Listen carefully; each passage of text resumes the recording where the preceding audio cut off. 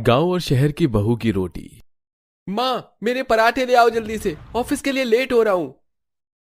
माँ, अभी तक मेरी बटर वाली रोटी नहीं आई। जल्दी से रोटी ले आओ, बहुत जोरों की भूख लगी है आज। अरे संगीता कहाँ रह गई? रोटी बनाने में इतनी देरी कैसे हो रही है? जल्दी से ले आओ भाई, काम के लिए भी निकलना है। अरे ला रही हूँ, सब्र रखो। इन लोगों में सब्र नाम की चीज नहीं है। मेरी आधी जिंदगी तो इन लोगों के रसोई में रोटियां बेलते बेलते ही बीत गई। किसी को पराठे चाहिए तो किसी को फुलके। हे भगवान, 2 बेटे दिए तूने, अगर बेटी दे देता तो क्या चला जाता। कम से कम घर के कामों में वो मेरी मदद तो करवाती। संगीता एक तवे पर फुलके बनाती है तो दूसरे तवे पर पराठे और जल्दी से सबके लिए लेकर आती है। क्या माँ, रोज रोज गोल गोल पराठे बना देती हो? अरे तिकोने पराठे बनाया करो ना, वो खाने में ज्यादा टेस्टी लगते हैं। मैंने कितनी बार कहा है कि मेरी रोटी पर घी नहीं बल्कि बटर लगाया करो, आज फिर घी लगा कर ले आई। संगीता, तुमसे हर रोज मैं फुलके कहता हूँ, पता नहीं तुम ये रोटी क्यों ले आती हो। मुझे गर्मा गर्म फुलके पसंद है, ठंडी रोटी नहीं। जो मिल रहा है ना चुपचाप से खा लो। इस घर की नौकरानी नहीं हूँ। एक तो पूरा पूरा दिन तुम लोगों के लिए रोटियां बनाऊं, ऊपर से तुम्हारी फरमाइश खत्म नहीं होती। अरे अच्छा माँ, गुस्सा तो मत करो, मेरे लिए 2 पराठे और ले आओ, आज बढ़िया बनाई है सब्जी आपने। और माँ, मेरे लिए 3 रोटियां और ले आना, और हाँ, इस बार बटर ही लगाना। संगीता अब फिर दोबारा किचन में जाती है और बार बार पसीना पोंछते हुए सबके लिए रोटियां बनाने लगती है। अपने दोनों बेटे और पति के जाने के बाद अब संगीता खुद के लिए 4 से 5 रोटियां बनाती है और सुकून से बैठकर नाश्ता करती है। हे भगवान, ये क्या, इन लोगों को भेजते भेजते तो 10:30 हो गए।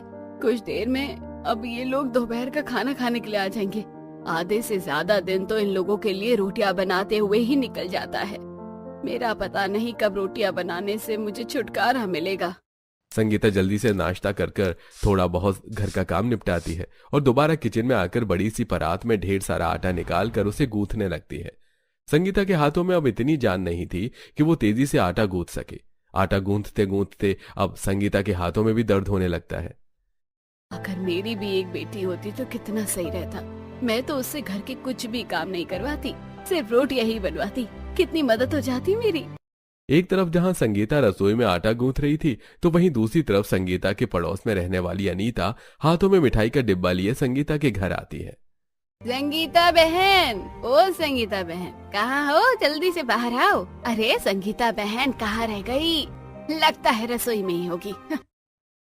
अनीता अब सीधा रसोई में जाती है जहां संगीता आटा गूंथ रही होती है। अनीता को इस तरह देखकर, अरे अनीता, तुम यहाँ, वो भी मिठाइयों के साथ? कोई खुशखबरी है क्या? बहुत बड़ी खुशखबरी है, मेरी बहू को बेटा हुआ है। इस खुशी में सारे मोहल्ले भर में मिठाई बांट रही हूँ। अरे वाह, ये तो सच में काफी बढ़िया खुशखबरी है। अब तो मैं 1 नहीं बल्कि 2 रसगुल्ला खाऊंगी। संगीता अब हाथ धोकर सबसे पहले अनीता का मुंह मीठा करती है तो वहीं अनीता भी संगीता को रसगुल्ला खिलाती है। तभी अनीता बातों बातों में देखती है कि संगीता बड़ी सी परात में ढेर सारा आटा गूंथ रही है। ये देखकर, अरे संगीता, तुम्हारे परिवार में तो सिर्फ 4 लोग हैं, तो ये इतना सारा आटा किस लिए गूंथ रही हो? अरे अनीता, अब क्या ही बताऊं मैं तुम्हें। घर में हम सभी को रोटी खाने की आदत है। मैं तो फिर भी 3-4 रोटी खाती हूँ, लेकिन ये लोग तो एक समय में 6-6, 7-7 रोटियां खा जाते हैं। दिन में कम से कम मुझे 70-80 रोटियां बनानी पड़ती है। सोच रही हूँ कि एक रोटी मेकर ले आऊं, थोड़ा काम तो आसान होगा। अरे कुछ समय पहले मैं रोटी मेकर लेकर आई थी, बड़ा ही बेकार निकला। 4 रोटी बनाकर फूक गया। अच्छा, तो अब मैं क्या करूं? कब तक इन बूढ़े हाथों से रोटियां बनाकर खिलाऊं सबको? तुम्हारी तरह मेरी एक बेटी होती तो मेरा काम कितना आसान हो जाता। अरे ये बेटियां कुछ काम नहीं करती। अब मेरी पिंकी को ही देख ले, पूरा दिन बस फोन चलाती रहेगी। वो तो अच्छा हुआ कि भगवान ने मुझे वो सर्वगुण संपन्न बहू दे दी है। पता है, अपने 9वें महीने में भी मेरी बहू ने सारा घर संभाला है। और संभालती भी क्यों ना, आखिर गांव से जो लाई हूँ। गांव की लड़कियां काफी संस्कारी होती है, घर के काम काज को ही सबसे ऊपर रखती है। तुम्हारे तो बेटे हैं, तो अपने बेटों की शादी क्यों नहीं करवा देती? कल को बहू आएगी तो वही रोटियां बनाकर खिलाएगी तुम्हें। अनीता बहन, हर कोई तुम्हारी तरह किस्मत वाला थोड़ा होता है। आजकल की बहुएं बड़ी कामचोर होती है। पता चला कि बहू के आने के बाद उल्टा मैं उन्हें रोटियां बनाकर खिला रही हूँ।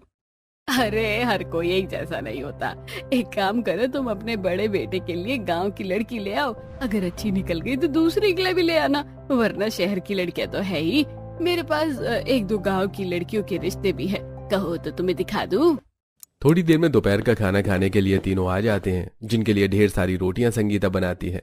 और जब वो फ्री होती है तो अनीता अपने घर से अनीता कुछ गांव की लड़कियों की तस्वीर लाती है और संगीता को लिविंग हॉल में बिठाकर दिखाती है, जिसमें से संगीता को एक गीता नाम की लड़की काफी पसंद आती है। ये लड़की तो काफी सुंदर है और जैसा तुम इसके बारे में बता रही हो सुनकर तो लग रहा है कि ये तो घर के सारे कामकाज जानती होगी। आज मैं इस बारे में इन लोगों से बात करती हूँ। शाम जैसे ही सब ऑफिस से आते हैं तो चाय नाश्ते के साथ लिविंग हॉल में बैठकर संगीता अपने बड़े बेटे आशुतोष के लिए गीता का रिश्ता सबके सामने रखती है। मैं तो कह रही हूँ कि अगले हफ्ते जाकर लड़की दिखाते हैं। हम सब सही रहा तो रोका कर देंगे। आशुतोष तेरा क्या कहना है? माँ दरअसल मेरे ऑफिस में एक लड़की है, उसका नाम मधु है। हम दोनों एक दूसरे को काफी पसंद करते हैं माँ, और शादी भी करना चाहते हैं। मैं एक शहर की लड़की को अपने घर की बहू नहीं बनाना चाहती। शहर की लड़कियां घर का कुछ काम भी नहीं करती। मुझे कोई ऐसी बहू चाहिए जो घर संभाले और तुम लोगों को रोटियां बनाकर खिलाए। शादी के बाद मधु अच्छे से घर की जिम्मेदारियां संभाल लेगी और उसे खाना भी काफी अच्छा आता है। अगर आशुतोष इतना कह रहा है तो एक बार लड़की वालों से मिलने में क्या हर्ज है, मिल लेते हैं। कैलाश के कहने पर अब अगले हफ्ते संगीता अपने पूरे परिवार के साथ मधु के घर जाती है। जब मधु की माँ टेबल पर तरह तरह के पकवान रखती है, जिसे देख बहन जी, इन पकवानों को देखकर लग रहा है कि आपने इन्हें किसी बड़े होटल से मंगवाए हैं।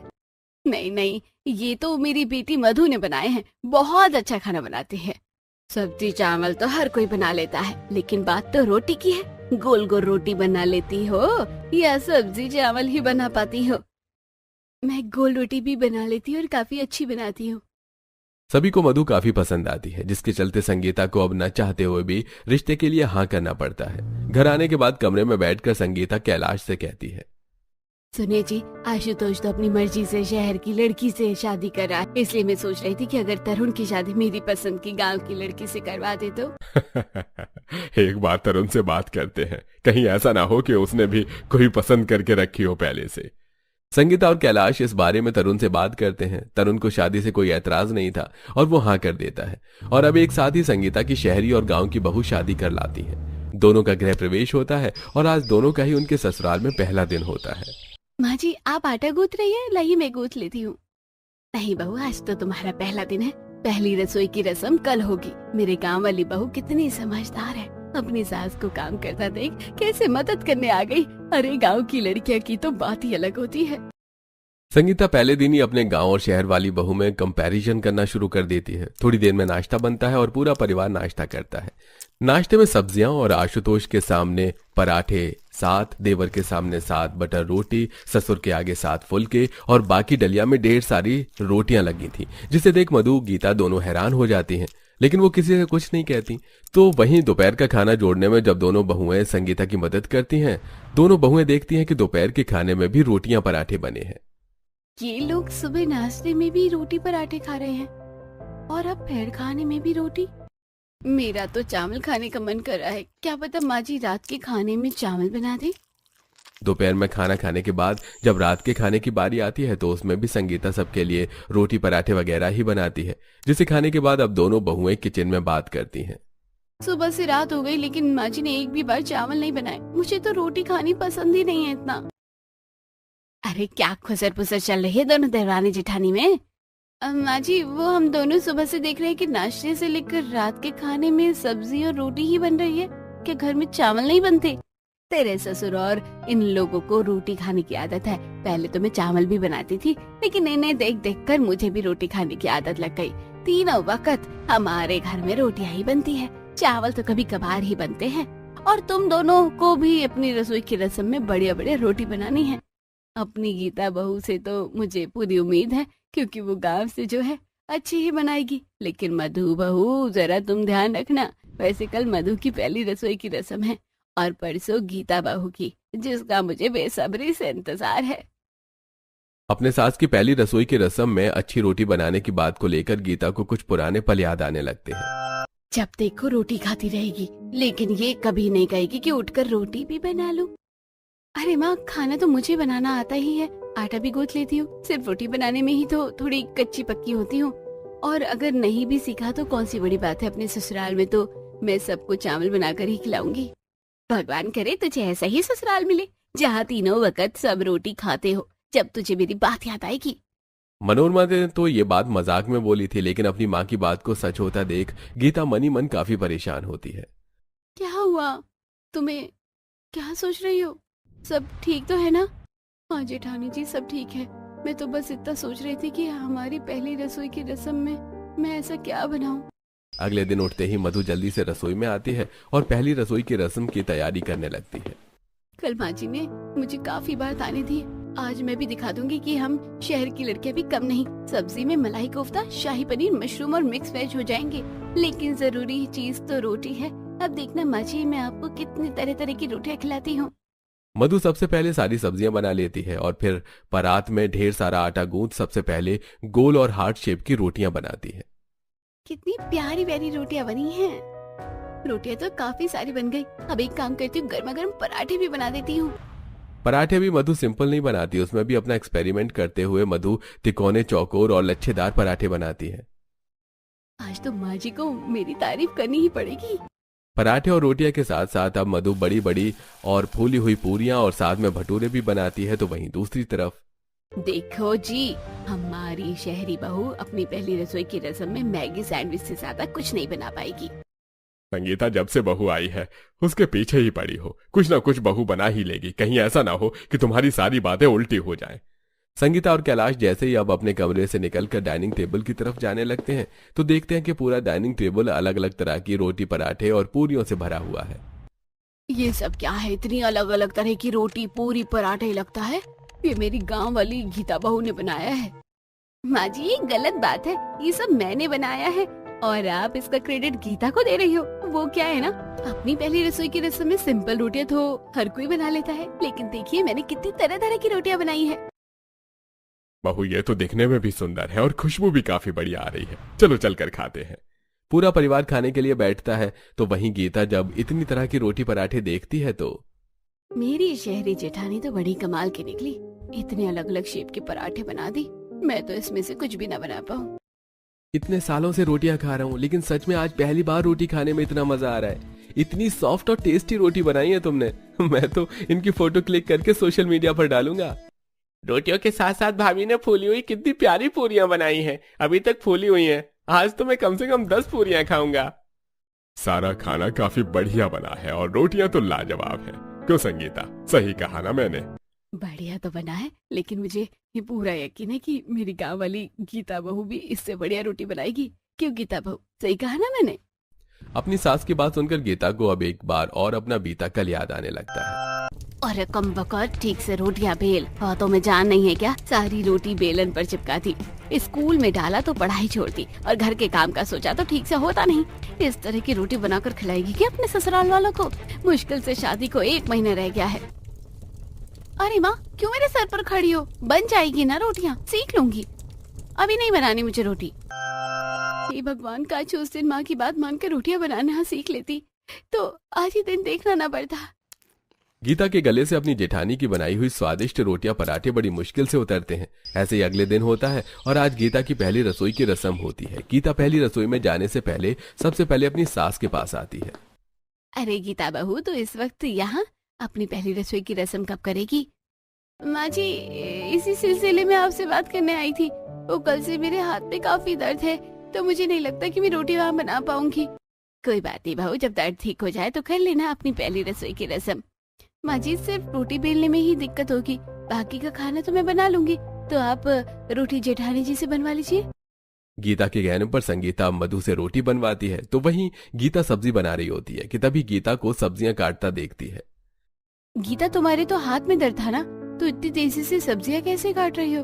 अरे वो सिर्फ हाथ पर दबाव पड़ने पर ही दर्द हो रहा है, इसलिए तो रोटी आपसे बनवा रही हूँ। मधु को ये थोड़ा अजीब लगता है, लेकिन वो इस बारे में ज्यादा नहीं सोचती और ऐसे ही 1-2 दिन निकल जाते हैं। आज रात के खाने में गीता सबके लिए जब पुलाव लेकर आती है तो ये क्या गीता बहू, आज तुमने रोटियां न बनाकर पुलाव बनाया है? हाँ बहू, तुमने रोटियां क्यों नहीं बनाई? अब तो तुम्हारे हाथ का दर्द भी ठीक है। माँ जी, आज मेरा पुलाव बनाने का काफी मन था, इसलिए मैंने बना दिया। और आप लोगों को भी चावल खाए हुए काफी वक्त हो गया था, तो रोटियां तो हम रोज ही खाते हैं। कह तो बहुत ठीक रही है, रोज रोज रोटियां खाकर मैं भी थक गया था, आज पुलाव खाते हैं। आज भी गीता अपनी चालाकी दिखाते हुए रोटियां न बनाकर पुलाव बना देती है। तो वहीं आने वाले कुछ दिनों में भी गीता रोटियां बनाने से बचते हुए बार बार सब्जी बनाकर रख देती है। अरे गीता, आज तुम सब्जी के साथ रोटी भी बना लोगी क्या?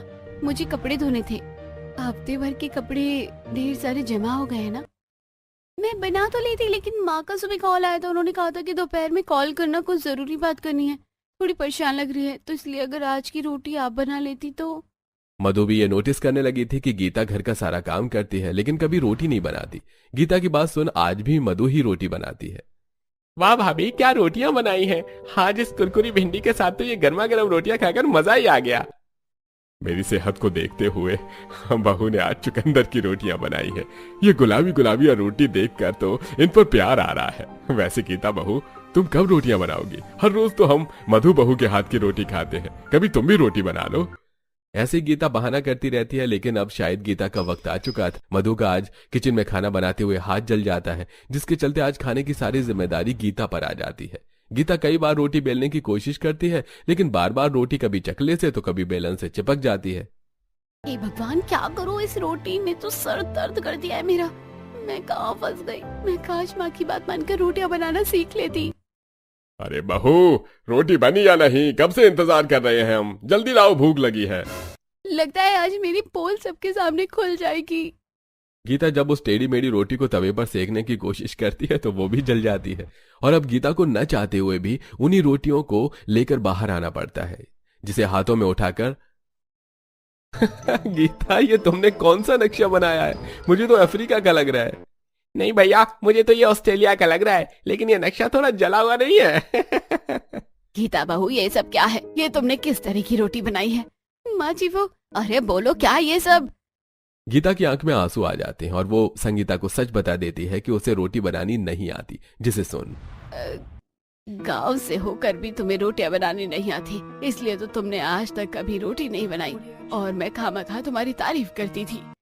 आज मैं जानती हूँ मेरी गलती है। काश अपनी माँ की बात मानकर मैं रोटियां बनाना सीख जाती। तुमने तो मेरी सारी उम्मीदों पर पानी फेर दिया। संगीता गीता को काफी कुछ सुनाती है, जिसे देख मधु। माँ जी, इस तरह गीता पर गुस्सा करने से कोई फायदा नहीं है। गांव से होने का मतलब ये नहीं कि इंसान को सब कुछ आए। आपने सोचा कि मैं शहर की लड़की हूँ इसलिए कभी ठीक से खाना नहीं बना पाऊंगी, लेकिन मैंने आपकी बात गलत साबित कर दी। हर इंसान में कोई ना कोई कमी जरूर होती है। क्या हुआ अगर गीता को रोटी नहीं आती तो, लेकिन वो बाकी खाना तो अच्छा बनाती है ना। धीरे धीरे रोटी बनाना भी सीख जाएगी। मैं कहता था ना भाग्यवान कि कहीं ऐसा ना हो कि एक दिन तुम्हारी सारी बात उल्टी निकल जाए। अरे रोटी ही तो है गीता बहू के हाथ की, नहीं तो बधू बहू के हाथ की ही खा लेंगे। माँ जी, आप मुझे बस एक मौका दे दीजिए, मैं जल्द से जल्द रोटी बनाना सीख जाऊंगी। मधु और कैलाश की बात सुनकर संगीता अब गीता पर बिल्कुल भी नहीं चिल्लाती। तो वहीं अब मधु गीता को अपनी तरह ही रोटी बनाना सिखाती है, और अब कुछ समय में गीता भी काफी अच्छी रोटी बनाने लगती है। और अब दोनों बहुएं हर दिन अलग अलग तरह की रोटियां बनाकर अपने ससुराल वालों को खिलाती हैं।